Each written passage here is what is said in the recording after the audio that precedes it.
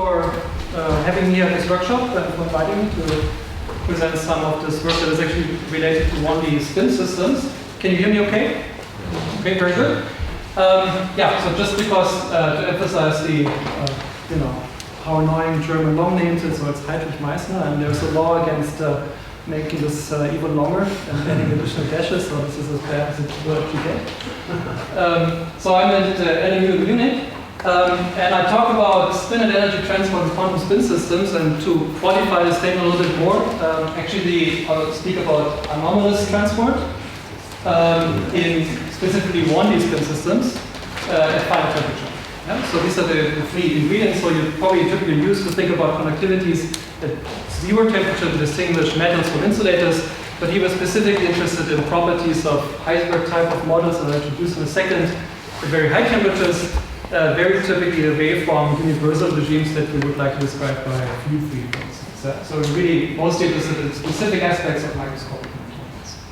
So there's been a relatively long discussion about how this very basic quantity conductivity for, in our case, spin transport or electrical transport and related models such as the Howard model look like. In textbook examples, if you open Ashcroft-Merman, then typically what you learn is that the sigma of omega has this Lorentzian kind of form. Then we talk about a Drude-like conductor, and that would be true if there was a single typical relaxation time only. Yeah, so in general, of course, this would be more complicated, but people refer to this particular case as something like a diffusive conductor.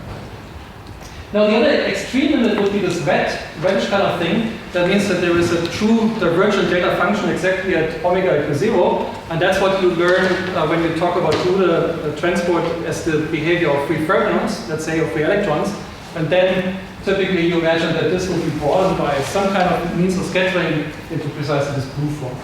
And what we'll see here in this talk is that in one-dimensional systems, because of the fact that some of these systems are actually integrable models, you can have a situation where this delta P contribution that we are only typically used to see in really non-interactive system can survive even in the presence of very strong interactions. The reason are non-trivial conservation laws. You can also find truly diffusive conductors. That's also a non-trivial question because in 1D typically phase space for scattering as such is restricted, but even this can be realized, and then you can have mixtures of both. Yeah, so all these kind of cases can be realized, and it turns out that figuring this out is really people bugged for about 2 minutes. Okay, so here's one slide about the Heisenberg model, one of the standard models for strongly collided electron systems in 1D. And so you might ask, why do we still bother about that thing? Because many of these properties, are very well known. So thermodynamics, ground set properties, correlation functions are really known because the model is actually solvable via beta ansatz. This doesn't give you everything, but then universal physics in 1D often comes from field theory, and there are experts for that here in the audience that you can talk about. And then there's also numerical techniques like DMRG that Daria mentioned earlier that give you a really wide range of information. And here's just one example. Very often the agreement between experimental data and theory is actually quite amazing. And lately, people have managed to almost, to a high precision, really predict even spin structure factors that we actually measure in neutron scattering. Now, I will say that this is a biased view, and here I've listed a couple of topics that I think are open topics and that are probably still interesting, and where the model still is discussed quite a lot. And one is non-equilibrium dynamics, strongly motivated by quantum class experiments. Then, more recently, disorder, in particular in connection to many-body localization. And then what I'll talk about today is finite-temperature transport, and we'll see that there's a couple of bit of progress in a couple of things. Okay, so here's the outline. I spent a good deal of time in this talk. I was informed as a total of 30 minutes. That's good. So talking about how the notion that we have integrability in 1D, which for us pragmatically just means that some of these models have more conserved quantities than just charge and particle number organization. So there's a couple of extra ones that come into play. How this leads to this notion of having divergent conductivities in 1D at all temperatures. Yeah, so we have some conserved charges, then this is point obviously, and that will lead to this notion. I'll go into a bit more detail. And then, as you will see in this particular model, if we make it slightly more general, we can actually go from limits where this has strictly divergent conductivities to limits where it's strictly diffusive, or mixtures of these both ideas. Okay, so a bit of introduction on these concepts and simple examples will come first. Then I will mention the two experimental systems in which this kind of physics has been studied in the lab so far. Obviously, coming from Connor's method, there's a wide range of realizations of one-dimensional systems and quantum magnets and materials here. This is a famous example that has spin chains and values here. And then more recently, people with interacting atoms and optical lattices have also started to address the same questions. And then, depending on time, I will talk a little bit about where most of the open problems are related to spin transport in one-dimensional systems. Give you a numerical DMRG bias perspective, because that's what we use. Feel free to ask other experts in the audience, like in AFLEC, on their opinion here, and show you two selected results, precisely illustrating the existence of this ballistic and diffusive channels here. And then at the end, time dependent, I will show you that we also looked at probing all of that in real time, in real space, which is maybe one direction that one could explore with additives also in the possible future as well. Okay, so before I get started, here's the people that in the recent past were my collaborators. Most of the work was done in collaboration with Christoph Karasch. He was a postdoc in the Moore School in Berkeley and is transitioning back to Germany right now. Dante Kells is a postdoc in Aachen. Stefan Langer was my former PhD student in Munich, and Johannes Rauschel was a master student at MMU, who's also moved on to Dresden right now. And I'd like to acknowledge a long-standing, long-time collaboration with the experimental group. This is actually quantum magnetism here, sorry, this is wrong. From people from Dresden and the IFW, in particular Christian Hess and Ben Büchner. So they have done most of the experiments on quantum magnets. And then the more recent collaboration with interacting bosons that will briefly describe with experiments in optical lattices or with some other law school in Munich. Okay, so here's basically the story. I mean, I've shown you this picture. If you do linear response theory, so that's the framework that we're using, then we decompose the conductivity in what is represented here by this blue part, that's the well-behaved part, and then this potential divergent contribution here is this prefactor that people call the Drude weight. The simplest example in which you only get this wet contribution here, just a perfect data function, is really the case of non-attracting particles. So in that case, if you talk about electrons, then your electrical current is obviously exactly conserved itself, so it can never have any time dependence, and then immediately you can see that then the conductivity is simply this data function. And what we will see is that even in the presence of interactions that are actually realized in our models here, we can still get this finite Drude weight contribution beyond this non-interacting limit here and get the divergent DC conductivities at all temperatures. So it's important that this is really finite temperature stuff, at zero temperature is actually standard physics. The best known non-trivial example for all of that is precisely the 1D Heisenberg model. So people knew for a very long time, I mean this is solvable by beta ansatz, but even before that people knew that if you solve the equation of continuity for energy transport in this model and calculate the operator that enters in linear response to calculate, which is simply the energy current operator here, then that object, which is a product of three neighboring spins here, is a conserved quantity. And this now we understand better as a consequence of the integrability.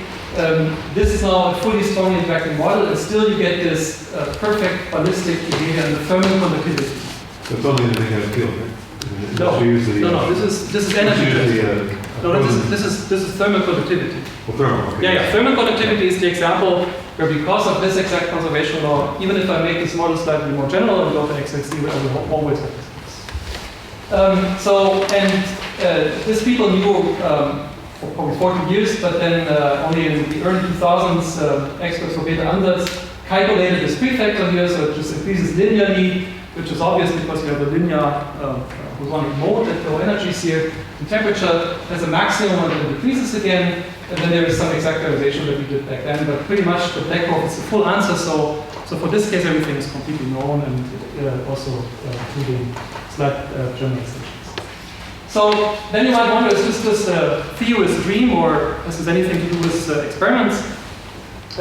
Actually, a strong motivation for the whole field really came from measurements of of thermal conductivity, which is much easier to access than spin transport in quantum magnetism, because if you want to look at spin transport, there's always a bit of a question whether the spin-orbit coupling may completely quench that and not allow you to access that. And it turns out that in systems that realize a very good approximation of one-dimensional structures, mostly everything's based on copper oxide systems here, or these lattice systems, or even the parent compounds of the high-density superconductors, if you measure the thermal conductivity, then the common feature is always that if you measure along the direction of 1D systems, that's this red curve, or along the ladders, or in plane, then you always exceed significantly the direction that you measure perpendicular. And then this is nice experimental evidence for the fact that is also not entirely trivial that magnetic excitations besides electrons and phonons can really predominantly carry heat in these systems. So the number is actually quite remarkable. These are 800 watts per millimeter. So this is an insulating material, but it still ranks among 15 best thermal conductors that you can hook up. Now, of course, people have speculated about this being related to these conservation laws that I talked about earlier, but the problem is that to make that connection really waterproof is that in these systems, if you want to induce a thermal current, you always have to go through phonons. There's no way that you can really talk to induce a thermal gradient, which always will first talk to lattice vibrations and only then to spins, meaning that there's always some perturbation around our pure spin system. And then it's not entirely clear that what we see here is related to the conservation laws or just a manifestation of the fact that for some reason electron-phonon coupling is suppressed. It actually turns out if you try to convert that information, if you try to make simple kinetic approximations to this magnetic contribution to the thermal conductivity and try to extract mean-free paths, and they're amazingly large, order of micrometer here. And that's the same number that you get in any of these three systems. So based on that observation, it might very well be that in the quantum magnets, the crucial thing is really more the same phonon. But because of these very large free times, people have started to dream about experiments like that were even set up and based on where you heat up a system on one side and then send a heat pulse to the system and try to resolve that at the other end in a time-dependent fashion. They succeeded in doing that. And that's something that perhaps also is added and where you have a local and real-time kind of resolution may or may not be feasible. Okay, so that's one set of experiments that are kind of related to the story. The other set is this ultra cold atoms and optical lattices. So basically we have atoms now in this optical potential here. The particular one that I'm going to describe works with the Bose-Hubbard model. So we have popping and then on-site repulsion here. And the experiment now takes us away from linear response into non-equilibrium. So what they do is they take potassium 39, those are bosonic atoms, into a trap at the optical lattice, and as a result of that, we typically have particles sitting in the center like this. And here, in the initial state, it's ideally just exactly one boson per site. There's no correlations, and then they open the trap, and then the whole system expands in the system.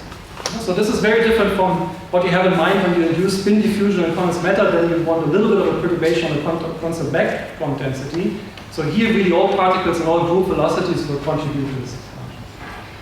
So how does this fit into our discussion of quantum magnetism? Well, in the limit in which I make u much larger than j and send u to infinity, then I completely suppress double occupancy, and then I get what is called Hardcore bosons. And it just turns out that you can map that in 1D exactly, not on the spin-1/2 Heisenberg model, but on the spin-1/2 XX model. So that's a particular sublimit, and it also is, in fact, also maps onto free fermions, and is for that reason integral. Okay. So what we're seeing here is they can typically not measure really conductivities, but they measure density profiles as a function of time and position. That's shown here. That's experimental data. That's time, and that's the initial state. That's the real space axis here. That's the DMRG data for comparison. Then you see that non-interacting particles here have these typical ballistically expanding profiles that are quite similar between these numerical simulations and the experiment. And then in between, different stuff happens. But the interesting observation for the story here is that in the strongly interacting regime, when we get close to this hardcore boson limit, the profiles actually will start to look exactly like non-interacting bosons, because these are really non-interacting bosons, and these guys here effectively map onto non-interacting fermions, and hence both should have the same density profiles and will expand. So that's a manifestation of this, of how conservation laws and integrability lead to ballistic transport, but now in monocular. So what is nice in both systems is that you not only have 1D, so this is a 1D experiment. Some of the materials that I showed you are actually ladders, and in these quantum-class experiments they can also set up ladders. So the direction of research that we're mostly pursuing right now is going away from strictly 1D to ladders and 1D and 2D crossover and play around with systems like that.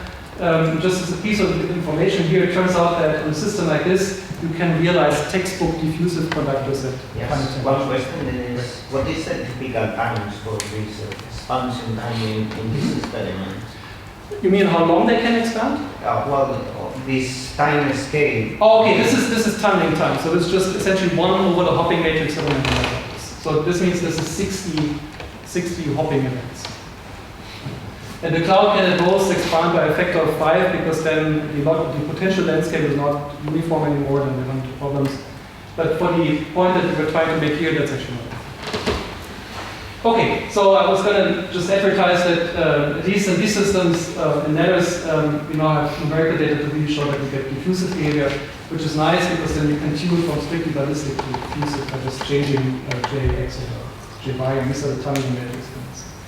Okay, so there's a couple of, there's experimental motivation, there's the underlying theoretical question, how conservation laws give rise to this, these divergent conductivities.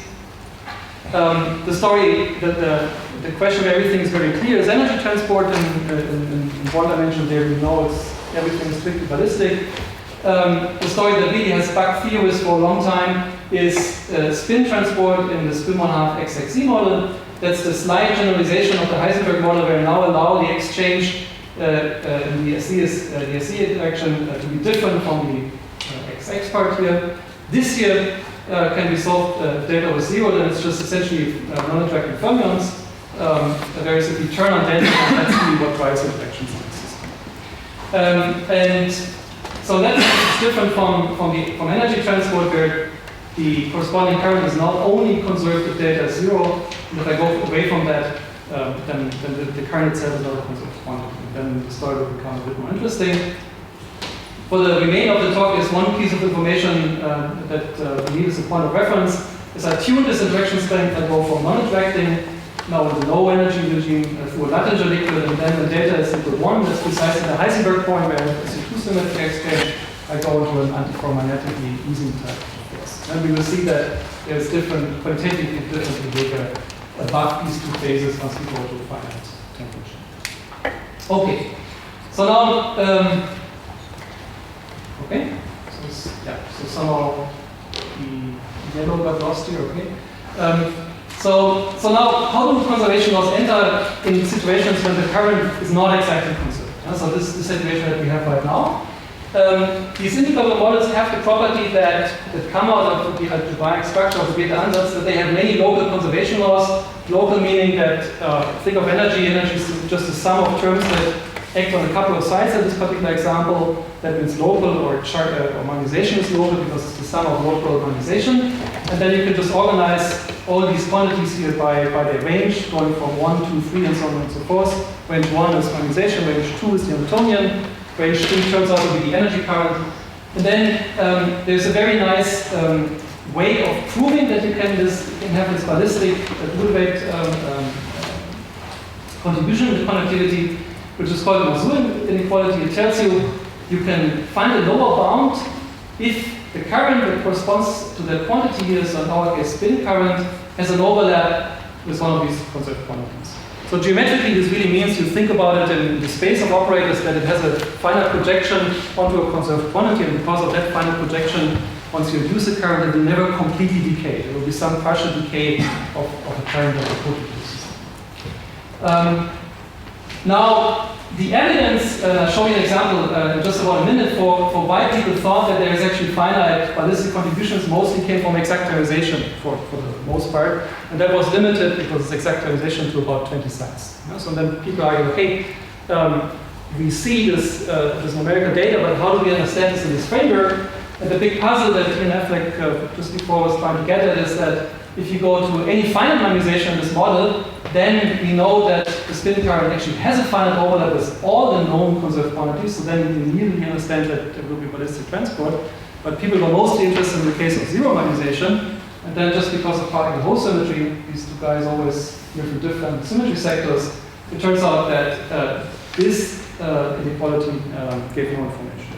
So then there was just numerical data, no theoretical understanding, and this was more or less closed in 2011, which was kind of a revolution for beta-ansatz theory, because Thomas Bosen from Ljubljana showed that there is additional conservation laws that people had never thought about, that are quasi-local, meaning think of it as something that has a range R, and then it has exponentially decaying contributions on additional sites, and still communes with the Hamiltonian in the thermodynamic limit.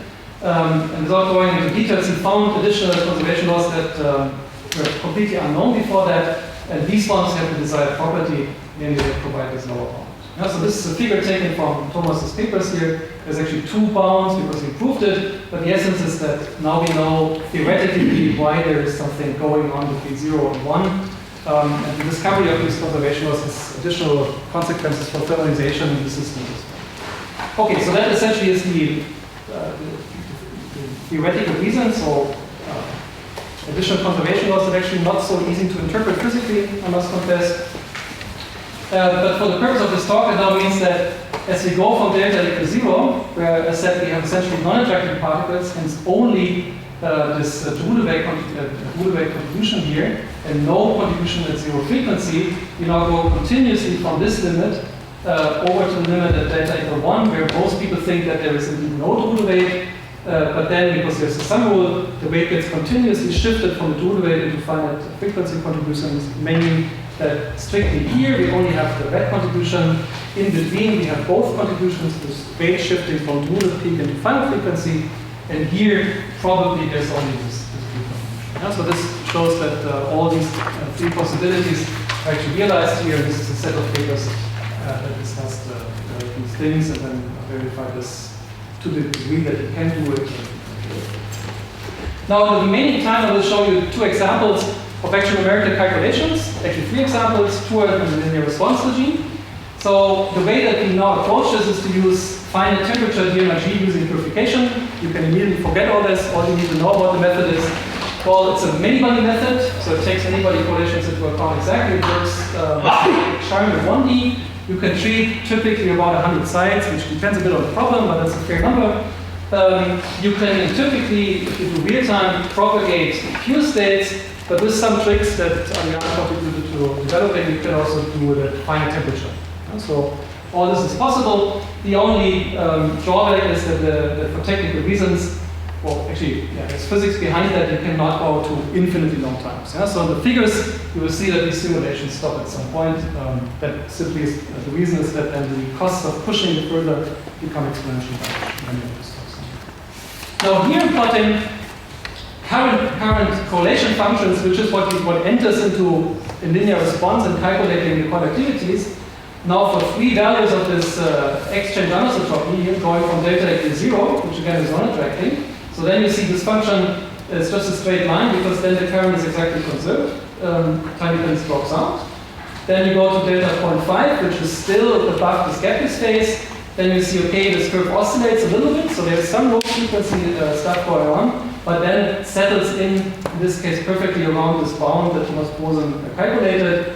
And then the case that is still a bit under heated or not so heated debate is delta equal 1, where these data doesn't really tell you whether this is going to settle to a constant or it just will decay to 0 at some new long power law. Right? So this case is interesting. The bottom line is you can use these kind of curves here, at least for some parameter points, to extract now the full temperature dependence of the Drude wave. So that's one thing that we did. The nicest example here is for negative delta. So these are, again, typical curves. We start from high temperature, this is current correlation functions, and go, in this case, very low temperature. And as you can see, the curves very quickly settle into a constant. A constant here means there's a non-decaying fraction, so it's perfect ballistic transport. And then we get this curve for the Drude wave, compared to exact polarization, and it's almost a perfect fit. Well, that will be one of the first open things, so no one has really measured that in any experiment. So that would be actually nice, and it can, for instance, be expected from the local spreading of the perturbation. That one, for instance, could induce positive curves. Okay, so temperature dependence is more or less known. There's a bit of discussion about the very low temperature regime that I'm skipping here. And then, as an example for the diffusive regime, when we go to delta larger than 1, where we enter into the regime above this antiferromagnetically ordered Ising phase, but again at very high temperatures, so there's no order here really anymore. Then here turns out that really the common picture is that there's no ballistic contribution. We have a very normal conductivity. There's only regular contributions here. And then the goal here was to calculate conductivity and diffusion constants. Now this, until recently, was not really possible, and in that sense, these numerical techniques now give access to really numerically exactly calculate these quantities. So here you see that, contrary to these cases where the current relations functions just have a little bit of nicking and then settle into constant, here, basically, if you focus on the red curve, they have oscillations, and then more or less they settle into zero. So meaning that the conductivity here, or the diffusion constant, is just the area under the curve, which you get out of using an Einstein relation. So diffusion constant is basically DC conductivity divided by necessity. So that's a clear example of normal transport behavior. There's no Drude weight here. And then, for instance, we calculated the dependence on the diffusion constant as a function of model parameters. It turned out that predictions from other people were wrong, do not apply to this limit actually. Infinite temperature, this just becomes independent of this parameter. That's a detail. But the bottom line is now we have this numerical result. But essentially, there's no experiment yet that has measured that, except for NMR experiments that have a little bit of excess, but that right now still seem to disagree a bit among each other in terms of interpretation. Okay, so then probably have a couple of minutes still. Yeah, I just need 2 slides. Then I wanted to show you that you can also study these things in real space. So that's basically the textbook example of probing spin transport or any kind of diffusion. You basically imagine that you have a spin density or an energy density, and you create a bump in these densities, which in our case, we just perturb the spin density, and by doing so, we also perturb the energy density. And then we just monitor how this perturbation spreads out. And then depending on, when we calculate the bits of this perturbation, then depending on the power law that we see, we'll either have diffusive transport or ballistic transport. So diffusive would be a square root, the linear, and T would be ballistic. So the reason why we did that is because 8 years ago we were not able yet to to calculate the correlation functions to a sufficiently high accuracy, and my idea was that perhaps evolving densities would be numerically easier. It turned out that that was not true, but still, as a result, we can now demonstrate that if you look at these 2 examples now, this is here again above the antiferromagnetic ordered phase, this is spin density, this is energy density. What we now see is that the spin density has this high density region that remains. Energy density looks way spreads out much faster. And if you calculate the bits of these 2 density profiles, then you see that that in the case of spin, the sigma squared becomes strictly linear in time, meaning we have diffusion, so sigma is in proportion to the square root of t. Whereas for energy, because energy current is always conserved in this model, we always find this quadratic spreading of sigma squared or sigma for proportion. So that means that we can now extract the diffusion constant, which we did here from this data here, and compare it to what we calculated from correlation functions, and that's shown here. So actually the black data is from correlation functions, and the circles are from the spreading of these density bumps, meaning that that would be a nice experimentally probably feasible way of measuring diffusion constants in the systems, or also to do this. Okay, so then let me summarize. The main point is, in particular, 1D unusual conservation laws can give rise to the complete inefficiency of scattering and directions in terms of giving finite conductivities. We have these ballistic, unusual conductors here. The prime example is the Strillmann-Half Heisenberg chain here. I showed you 2 examples for where we calculated this ballistic contribution, then also an example where we calculated the diffusive contribution. We have verified that local probes should be able to give access to the numbers here, at least at high temperatures. And I'm going to close with some wish list of things that have not been accomplished in any of these experiments.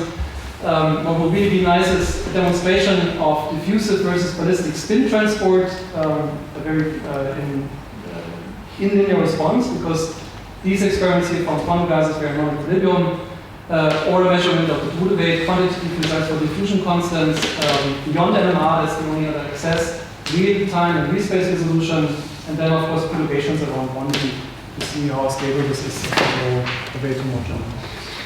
So with that, I'd like to thank you for your attention.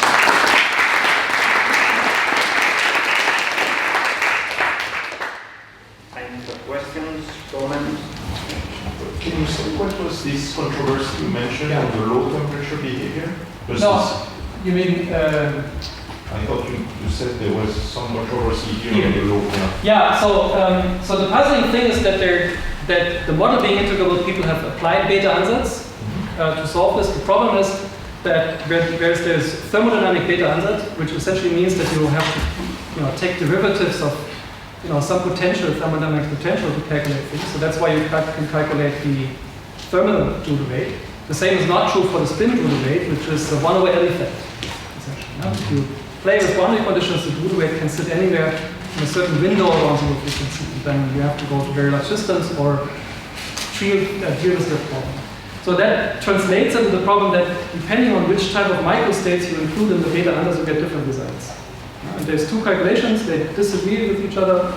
The prediction is actually from the one that is probably correct, that's the calculation by Alexander von Sotos, is that there should be a power law and not this 1 minus t squared dependence that we see. Oh, you mean on the temperature dependence? Exactly, the temperature. Yeah. Because the t equals 0? No, the t equals 0 is of course known. It's really just the power law.